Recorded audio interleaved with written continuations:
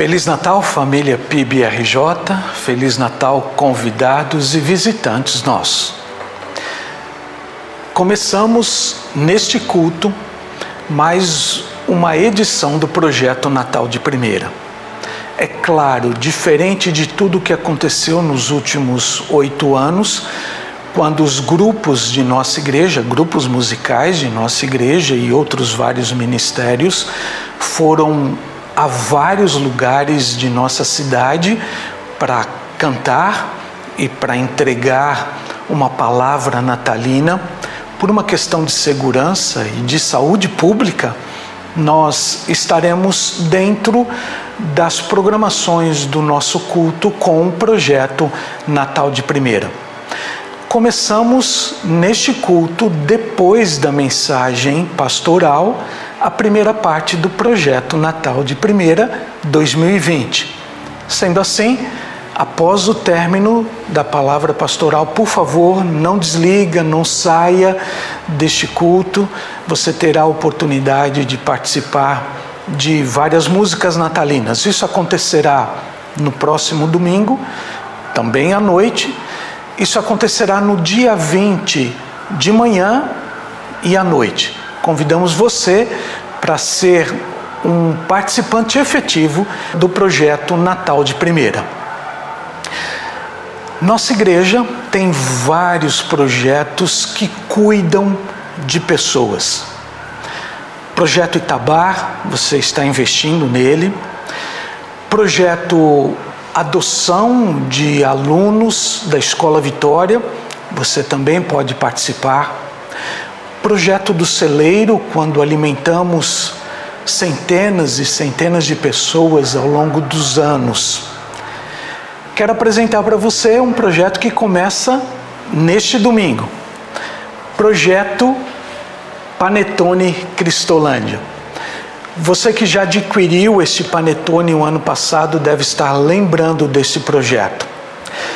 Cristolândia é um projeto batista de recuperação e inserção social de dependentes químicos e codependentes. Esse projeto demanda muitos recursos financeiros. Nós, da nossa igreja, sabemos o quanto é difícil manter esse projeto. Temos participado desse projeto ativamente. Pois bem, a campanha é: você adquirindo panetones Esperança sabor chocotone ou frutas cristalizadas, que é o tradicional, você estará abençoando este projeto. Entenda o seguinte: quando você compra este panetone por R$20, você está cuidando de um dependente químico. Você está ajudando na reinserção social de uma pessoa, seja ele homem, mulher, adulto ou criança. Seus R$20 soam como uma oferta para esse projeto. Além, é claro, de você levar para casa um delicioso chocotone ou um panetone tradicional. Nós aqui de casa já estamos comendo o chocotone. É uma delícia, vale a pena você participar desse projeto. Como você pode participar? Olha as dicas. Você vai à nossa igreja no horário da tarde, de segunda a sexta-feira, de 13 às 18 horas. Na recepção, nós teremos alguém preparado já para te receber com todo cuidado, com toda a saúde, para que você seja protegido, alguém para receber você e fazer o recebimento do valor e inclusive entregar para você o seu panetone. R$20, lembrando disto.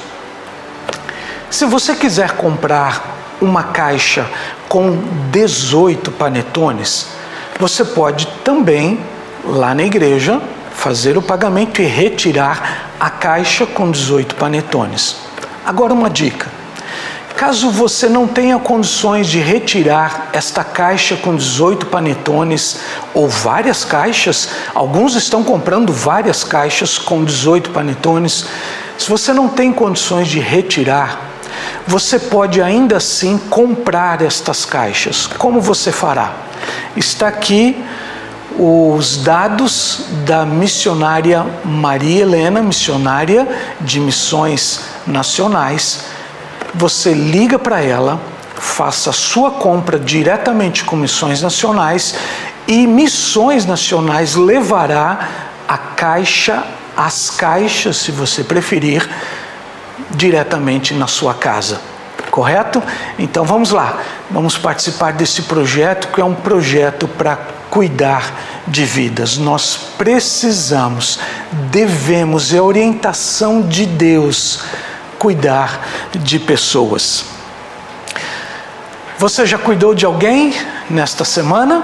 Se não, programe-se, monte um esquema necessário, coloque na sua agenda, agenda do coração, agenda das atividades da semana, para que você abençoe alguém.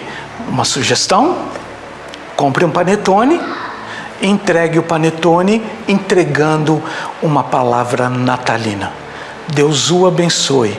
Feliz Natal, Cristolândia, alunos e líderes da Cristolândia.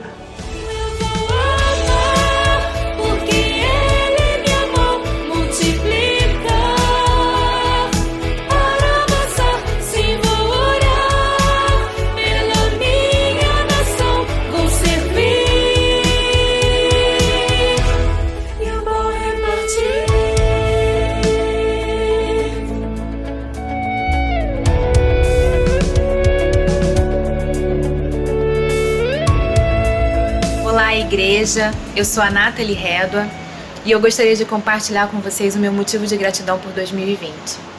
Eu dou muitas graças a Deus que, apesar de todas as tribulações que a gente tem enfrentado nesse mundo, Ele tem conservado a vida e a saúde da minha família. E para 2021, eu gostaria de deixar para vocês as seguintes palavras: que a nossa leve e momentânea tribulação produz para nós um peso de glória muito excelente, não atentando para as coisas que se veem, mas para aquelas que a gente não vê. Porque as coisas que se veem são passageiras, mas aquelas que a gente não vê são eternas. Essas são palavras de 2 Coríntios 4, 17 e 18, tá bom? Um grande beijo no coração de todos, com muitas saudades. Boa noite, irmãos e amigos. Esse é um momento muito especial do nosso culto que separamos para interceder a Deus por nossas necessidades e preocupações, como nos orienta o texto de Tiago 5, 16b. E orem uns pelos outros para serem sarados. A oração de um justo é poderosa e eficaz. Na minha oração eu gostaria de incluir o nome dos seguintes irmãos: Alfredo Pina, Andréia Santos, Antônia Guimarães, Aurizé Cláudio Dias, Beti Lacerda, Campos Duarte, Celida Maceno, Clóris Pacheco, Eduardo Lopes, Elias Ângelo, Eunice Santana, Gerimar Alencar, Hilda Santos, Iedo Torres, Isabel Amélia Salles, Israel de Souza, Jane Hilário, Jefferson Silva, Joaquina Anjos, Dilma Celina e José Lino da Conceição, José Vaz de Melo, Lia Santos, Licínia e Paulo Moreira, Marçal Sampaio, Maria Hermelina, Maria Gomes de Melo, Maria José Ribeiro, Maria Machado, Martinha Rabelo, Regina Lúcia Dias, Ruth Mascarenhas de Lima, Selma Ferreira, Silas Soares e Tereza Ferreira. Oremos. Senhor Deus e Pai, queremos te agradecer por tantas bênçãos e cuidados amorosos que recebemos de Ti em nossas vidas. Sabemos que não somos merecedores da Tua bondade. Por isso pedimos perdão pelos nossos pecados, em nome de Jesus. Queremos, Senhor, entregar nas Tuas mãos a situação de cada um desses nossos irmãos e pedimos para que Tu estejas ajudando-os nas suas dificuldades, nas suas limitações, aliviando, Senhor, os seus incômodos e capacitando seus médicos e profissionais que os assistem, assim como seus familiares e cuidadores, para que possam fazer tudo que eles precisam e sejam usados como instrumentos Teus na vida deles.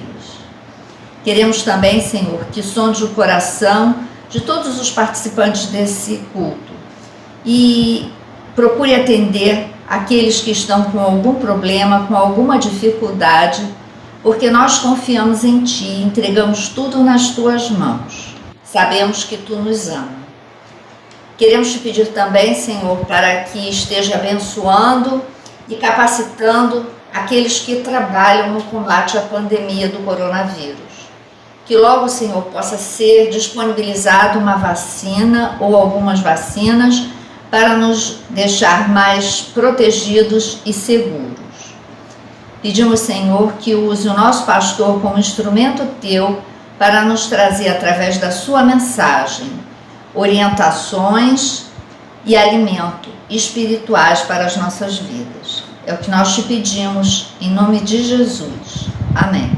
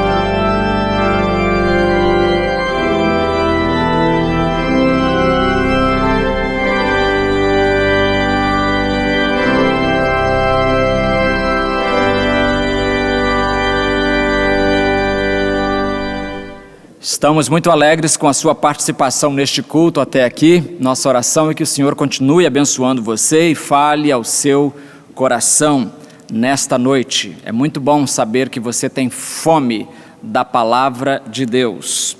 Nós queremos pedir... Geralmente eu noto que quando acaba a mensagem, as pessoas vão embora para outros... Vão embora. O número de pessoas participando diminui bastante. Mas hoje eu queria fazer um desafio a você que nos acompanha agora. Depois que acabar a mensagem, não vá embora. Fique aí, porque nós vamos ter em seguida, imediatamente, nós vamos ter digamos assim, uma cantata de Natal, né? Hinos de Natal serão entoados por coros diversos. Então permaneça aí que você vai ser abençoado. Você está vendo aqui atrás, as luzes agora estão acesas. Essa é uma obra de arte feita pela nossa querida irmã Marlene Vasconcelos. Ela tem sempre a ideia, ela idealiza e também implementa, realiza também ao lado de uma equipe boa chamada equipe de execução da GERAD, Gerência Administrativa. E essa equipe é composta de irmãos como José Antônio Carvalho, Albino Pedro de Araújo, Claudinei Andrade, Excelsa Carmo, Gilberto Lapa, Nelson Coelho, todos eles sob a liderança do irmão João Marcos Sorém, que é o responsável pela gerência administrativa. Muito bem, convido você nesta hora a ler conosco a palavra de Deus, e o nosso texto está na epístola, a primeira epístola de Pedro. Pedro escreveu duas, a primeira no capítulo 5, versículos 5 e 6. Ali lemos o seguinte: do mesmo modo, vós, os mais jovens, sujeitai-vos aos presbíteros, aos mais velhos. Tende todos uma disposição humilde, uns para com os outros, porque Deus se opõe aos arrogantes, mas dá graça aos humildes. Portanto, humilhai-vos sob a poderosa mão de Deus, para que Ele, a seu tempo, vos exalte. No meio do versículo 5 temos essa frase: tende todos uma disposição humilde, uns para com os outros. Por quê? Porque Deus se opõe aos arrogantes, mas dá graça aos humildes. Nosso tema nesta noite é roupa nova. Vamos orar. Eterno, nós te louvamos pela nossa nova condição em Cristo, a condição de termos sido salvos pelo seu sangue e de termos sido por ele agregados à sua congregação, ao seu corpo, à sua igreja aqui na terra. Ajuda-nos, portanto, a viver em humildade, uns diante dos outros e todos diante de ti. Nós oramos em nome de Jesus. Amém.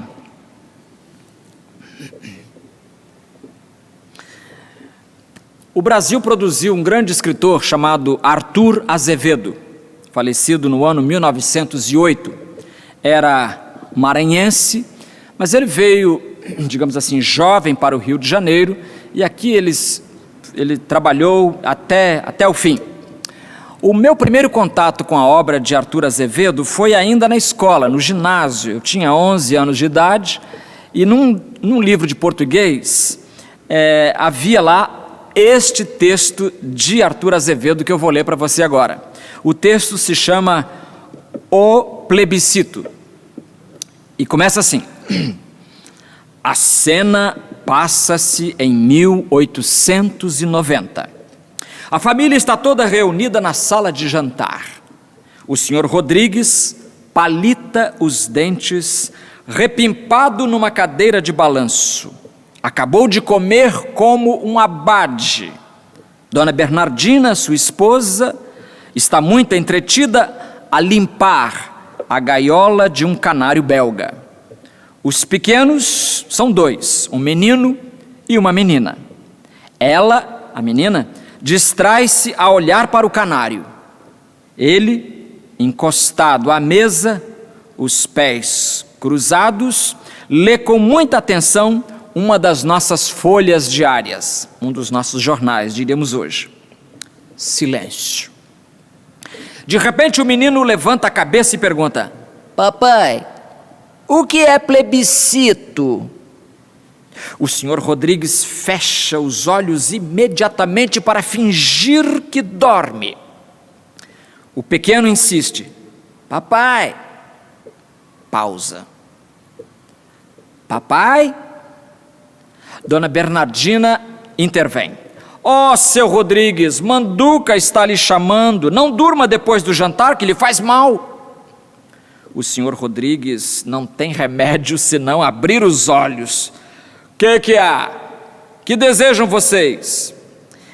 Eu queria que papai me dissesse o que é plebiscito. Ora essa, rapaz, então tu vais fazer 12 anos e ainda não sabes o que é plebiscito? Se eu soubesse, eu não perguntava. O senhor Rodrigues volta-se para a dona Bernardina, que continua muito ocupada com a gaiola. Ó, senhora, o pequeno não sabe o que é plebiscito. E ela responde: não admira que ele não saiba, porque eu também não sei. O que me diz? Pois a senhora não sabe o que é plebiscito? Nem eu, nem você. Aqui em casa ninguém sabe o que é plebiscito. Ninguém alto lá. Eu creio que tenho dado provas de não ser nenhum ignorante. Ah, sua cara não me engana, diz ela.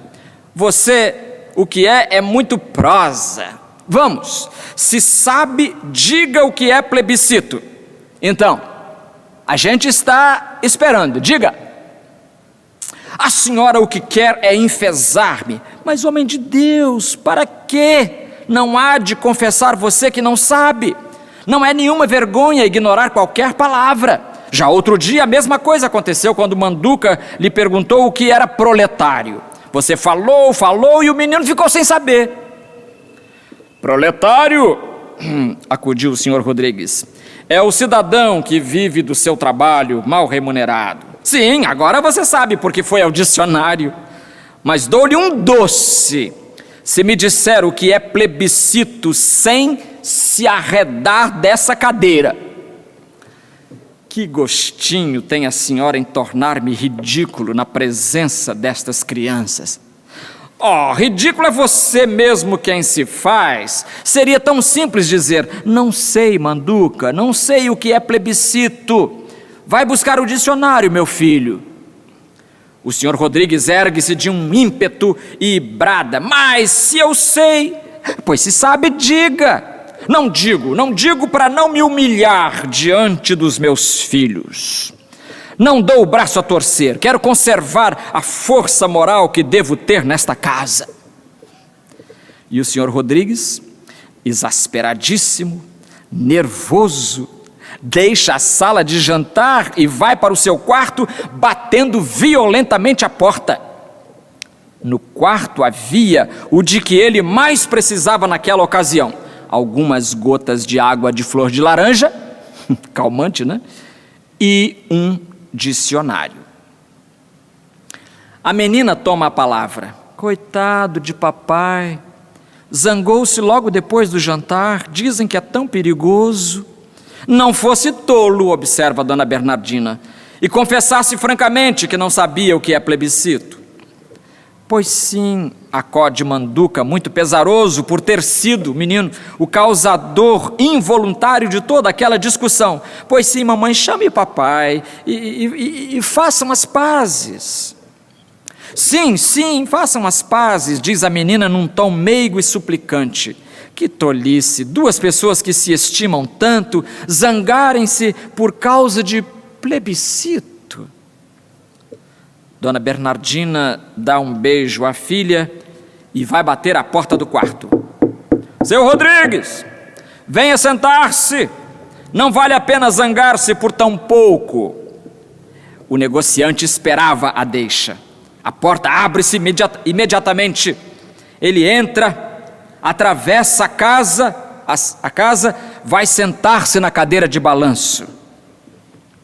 É boa, brada o senhor Rodrigues depois de largo silêncio. É muito boa eu ignorar a significação da palavra plebiscito. A mulher e os filhos aproximam-se dele. O homem continua num tom profundamente dogmático. Plebiscito. E olha para todos os lados para ver se há por ali mais alguém que possa aproveitar a lição. Plebiscito é uma lei romana, percebem? E querem introduzi-la no Brasil.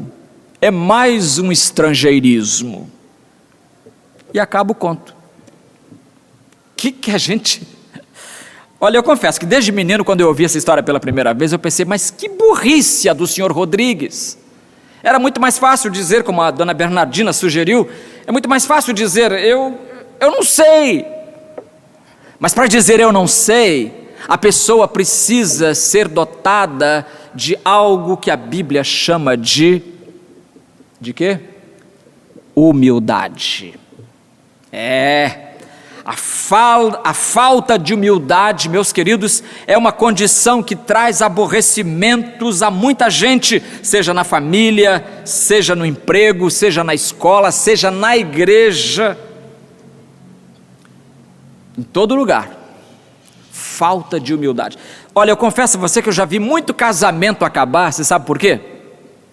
Por falta de humildade de um dos cônjuges. Ele não quer admitir que erra, que errou, que errará. Ele se coloca naquele pedestal, não desce de jeito nenhum, e não há meio de a convivência seguir em frente. Lendo o nosso texto, 1 Pedro, capítulo 5, 5 e 6, nós vamos descobrir algumas coisas. A primeira delas é que a humildade é roupa nova para o crente. Por que eu dei a esta mensagem o título roupa nova? Porque na língua original, o apóstolo Pedro usa aqui o verbo cingir, que é o verbo vestir. Diz ele que devemos nos vestir de humildade. Aqui onde ele diz, tende todos uma disposição humilde.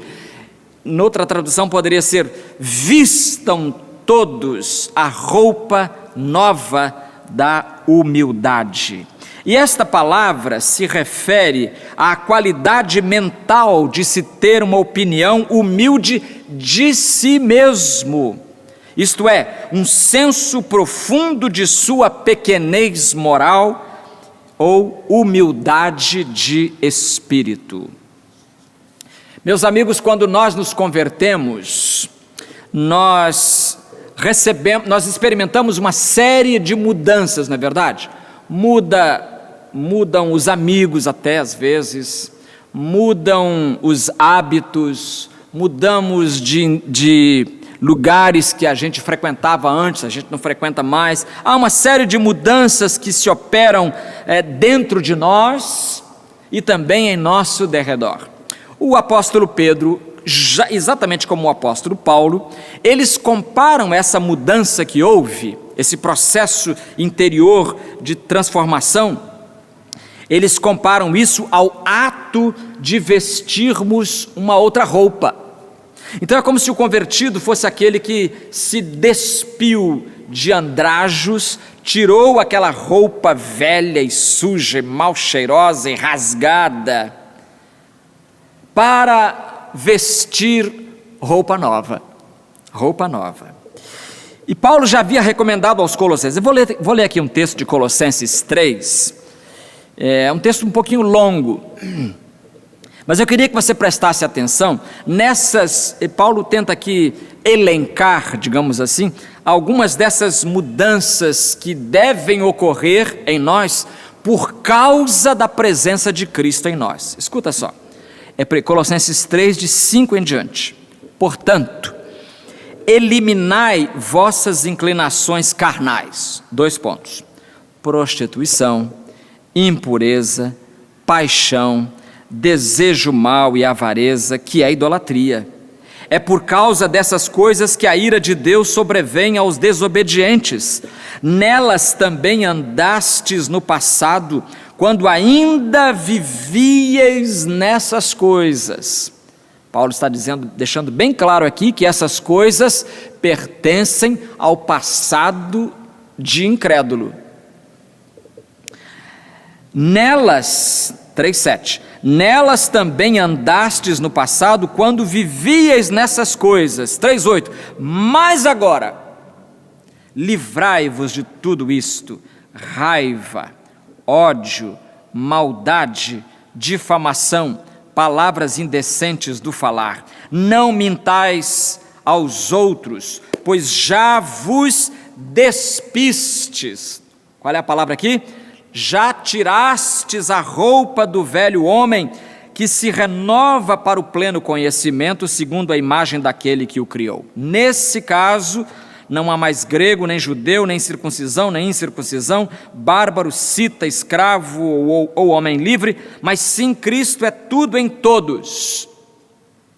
Então, como santos e amados eleitos de Deus, revestivos, o que é revestir? Colocar roupa de novo, roupa nova, revestivos de um coração cheio de compaixão, cheio de bondade, cheio de humildade, cheio de mansidão, cheio de paciência, suportando e perdoando uns aos outros.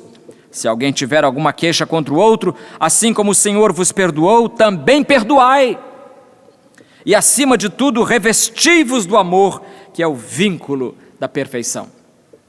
Então, eu sublinhei aqui no meu rascunho a palavra humildade. Humildade. É 3:12. Então, como santos e amados eleitos de Deus, revesti-vos, quer dizer, ponham a roupa de um coração cheio de compaixão, bondade, humildade, mansidão e paciência, suportando, perdoando, amando. São qualidades, meus queridos, fantásticas. São qualidades sem as quais, já que eu mencionei casamento antes, nenhum casamento vai para frente. Como é que casamento vai para frente sem compaixão, sem bondade, sem humildade, sem mansidão, sem paciência, sem suportar, sem perdoar, sem amar? Não tem como. Então é preciso essas coisas para que as relações humanas sejam não só viáveis, mas principalmente desejáveis, alegres. A palavra humildade, estou destacando aqui, porque ela veio para o português a partir do latim humus. E humus, você sabe, significa chão, terra, solo. O humano é humus, daí a humildade. Deus lembrou a Adão, Gênesis 3,19, tu és pó, e em pó te tornarás. És humus, você é terra, você é chão, é solo. E eu confesso, irmãos, olhando os seres humanos vivendo e se atracando às vezes, eu confesso que eu fico com a impressão de que algumas pessoas esquecem a nossa origem de humus, esquecem de ser humildes porque se esquecem de onde vieram. A gente precisa lembrar de onde a gente veio. A gente veio da terra. A gente precisa lembrar para onde a gente vai. A gente vai para a terra de novo. Então, a humildade quase que devia ser natural, mas infelizmente não é. Ela é um produto, vamos pensar daqui a pouco sobre isso, é um produto do Espírito, é produção do Espírito Santo em nossos corações. Então, a humildade é roupa nova para o crente. O crente tem o compromisso de ser humilde, assim como tem o compromisso de ser compassivo, bondoso, manso, paciente, suportador, amoroso, enfim. Todas essas qualidades ornam o caráter cristão. Segundo lugar, a humildade é roupa nova para todos os crentes, para todas as pessoas, não só para alguns. Porque a ordem da palavra de Deus não foi dirigida apenas aos pobres. Por que eu coloquei esse subponto? Dirigida aos pobres, não foi. Porque o nosso povo, muitas vezes eu ouço isso, o nosso povo usa a palavra humilde para se referir a pobre. Por exemplo, na frase, coitado, ele mora num barraco tão humilde. Notou? As pessoas estão usando a palavra humilde como se para significar alguma coisa que é pobre. E como se o fato de ser pobre já me desse a virtude da humildade. E não dá. Você sabe, você aí deve conhecer alguém que talvez seja pobre e não seja humilde. Então é preciso lembrar que a ordem da palavra de Deus não foi dirigida apenas aos pobres, ou pobretões da sociedade, sejam humildes. Não, ela é roupa nova para ser vergada, para ser vestida, usada por todos os crentes, indistintamente. 2:2, a ordem da palavra não foi dirigida apenas aos líderes, não foi só aos pobres, não foi só aos líderes, porque tem gente que acha que os líderes, essa palavra da palavra de Deus é para os líderes, também para eles, e a coisa mais inconcebível neste mundo é um líder do povo de Deus sem humildade. Talvez você já tenha encontrado algum líder das igrejas, do povo de Deus, destituído desta bênção chamada a humildade. Como podemos dizer que seguimos a Jesus se ele foi humilde e nós não somos? Como? Estamos seguindo a Jesus, mas ele foi humilde. Não, humilde não. Negócio de humildade, isso aí é para pobre. Negócio de humildade, isso aí é para preto. Pretos e pardos. Negócio de humildade, isso aí é para... Não, é para os crentes. Todos os crentes. Líderes e liderados. E em terceiro e último lugar, a humildade é roupa nova que deve ser procurada. Tende todos uma disposição humilde uns para com os outros. Por quê? Porque Deus se opõe aos arrogantes. Meus irmãos, meu querido irmão, se em algum momento da sua vida você for tentado na carne a ser arrogante, lembre-se desta palavra: o Senhor Deus vai fazer oposição a você. Ele se opõe aos arrogantes. Ele se opõe aos arrogantes. Pedro diz isso em 1 Pedro 5,5. Deus se opõe aos arrogantes, mas ele dá graça aos humildes. Então vale a pena ser humilde. É uma virtude que vale a pena ser procurada. A ordem de vestir-se de humildade nos ensina que a humildade não é uma qualidade natural. É porque ele nasceu na favela, então ele tem assim uma visão de mundo muito humilde. Não vai nessa não. Essa humildade de que fala a Bíblia não é uma qualidade natural, ela não nasce conosco naturalmente, ela é, pelo contrário, uma aquisição posterior. A gente consegue depois que Cristo passa na vida da gente. Nós vamos tomar como exemplo o nascimento de um bebê. Bonito, o nascimento de um bebê, né? Chorando às 3 horas da madrugada, então é uma coisa linda de se ver. Seria ridículo perguntar aqui se ele nasce com ou sem roupa, porque todo mundo sabe que ninguém nasce com roupa, então nasce sem roupa. Então, roupa em bebê é um acréscimo posterior, é alguma coisa que lhe é adicionada depois do seu nascimento. Então o primeiro ato é o quê? Nascer. E o segundo ato? Vestir. Sim. Ou, para ficar dentro da figura, ser vestido. Não é? Porque ele próprio não pode se vestir, o bebê não consegue. E é o Espírito Santo quem nos veste de humildade. E olha, se há um tema em que a Bíblia bate o tempo todo, é a implosão da arrogância. Deus não gosta, Deus não aceita, Deus não convive com a arrogância. Por isso que a Bíblia diz, Pedro diz que Deus se opõe aos arrogantes. Tiago diz a mesma coisa. Tiago 4, 8 e 10 diz assim: chegai-vos a Deus, e Ele se chegará a vós. Alimpai as mãos, pecadores, e vós de duplo ânimo, purificai os corações. Senti as vossas misérias e lamentai e chorai. Converta-se o vosso riso em pranto e o vosso gozo em tristeza. Humilhai-vos, olha o imperativo aqui, querido amigo, humilhai-vos perante o Senhor, e Ele vos exaltará. Humilhai-vos perante o Senhor. Vale a pena você se humilhar perante o Senhor, porque Ele vai pegar a sua humildade e com ela vai construir algo maravilhoso. Para terminar, eu quero citar uma frase de João Calvino, grande reformador protestante no século XVI, na cidade de Genebra, na Suíça, onde exerceu seu longo ministério.